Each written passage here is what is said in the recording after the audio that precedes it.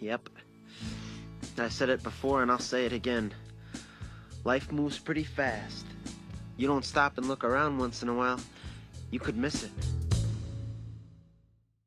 John Hughes was an American film director that wrote and directed some of the most well-known films during the late 80s and early 90s. He was known for his happy, lighthearted subject matter that could relate to a teenage audience and be easily interpreted. His movies have been called windows to the 80s.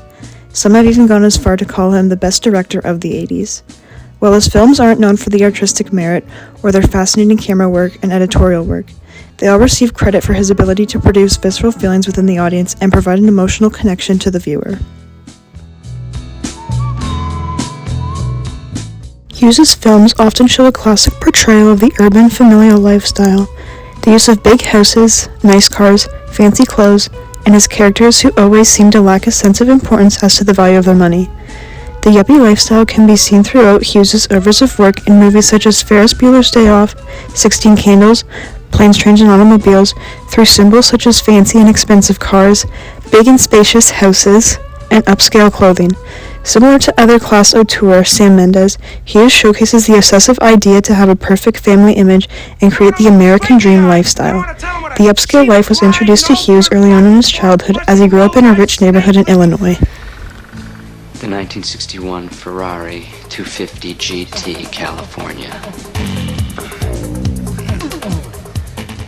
Furthermore, it is also visible to see how Hughes' childhood influenced his work, as his films were often set in Shermer, Illinois, or Chicago, which is where Hughes spent the better part of his childhood and adolescence. Oh, geez. If you have to get to Chicago, we'll gladly drive you. It's on the way to Milwaukee. You'd give me a ride? Eventually, I started reading the vomit bag. You ever hear of a ritual killing? Got a sweet tooth. I could eat those things by the dozen. By the looks of it, I have.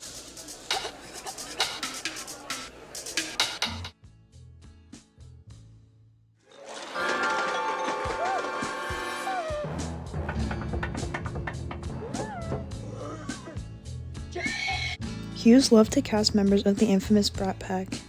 He casted various members such as Molly Ringwald and Anthony Michael Hall. The Brat Pack was a name given to a group of young actors who frequently appeared in movies together during the 80s and 90s. Hughes' films are often broadcasted towards a teenage audience, and he always made it his goal to embody the teenage spirit when filming, and he would write specific parts for these actors.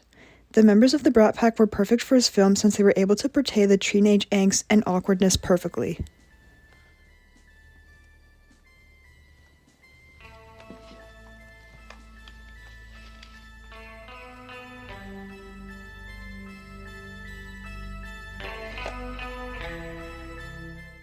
He liked to give his audience a character and storyline to identify with and to make the audience feel like they belonged to something outside of themselves. Hughes firmly believed that the movies were a place that everyone fit in, which was a key influence in his filmmaking.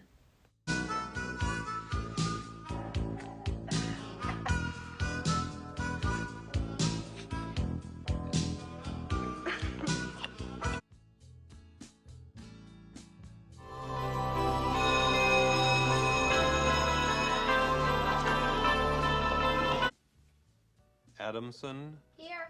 Adler. Here. Anderson.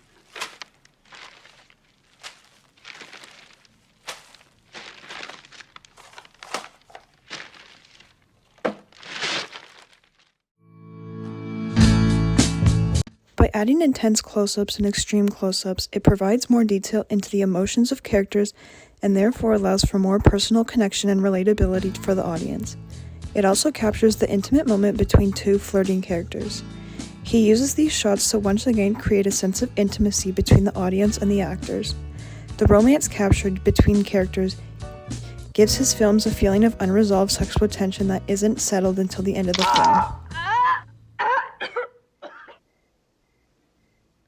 I stopped taking the pill 3 months ago. John Hughes' films chase after the idea of a perfect ending, while many of the directors covered in class aim to leave the audience with ambiguity and with open-ended elements to conclude the film. John Hughes wants to draw the viewer in by allowing you, as the viewer, to escape reality. forget about the parts of life that don't have happy endings or ideal outcomes, and provide you with stories that can give you a sense of hope. His movies show a romanticized version of romance and avoid changing the narrative of a happy ending. However, by doing this, it allows viewers to escape their own problems and find comfort in being able to solve the ones on the characters on screen. In reality, happy endings are often hard to come by and lack a certain amount of optimism and positive mentality. Contrary to auteurs Catherine Bigelow and Stanley Kubrick, who requires you to become invested in the conflict shown on screen, John Hughes aims to immerse the viewer by creating a relatable situation rather than watching from a distance, while at the same time directing films that allow the viewer to escape from reality and involve themselves in the issues faced by the main characters.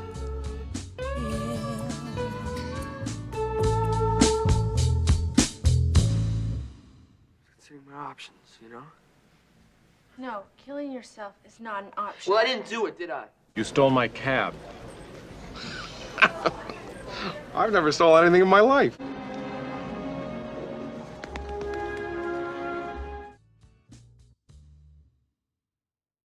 The characters in John Hughes' films are often on a quest to get somewhere, or they are cemented in their current location.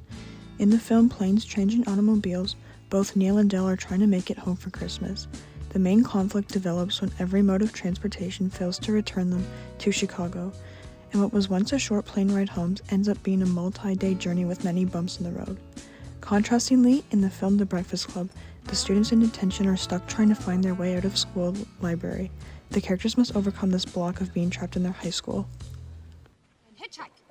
If it costs me everything I own, if I have to sell my soul to the devil himself, I am going to get home to my son. While it is easy to criticize the work of John Hughes films for being overly comical and idealized, it is hard to deny the impact he has made on the film industry and viewers around the world, and the critical and commercial success generated by his timeless films.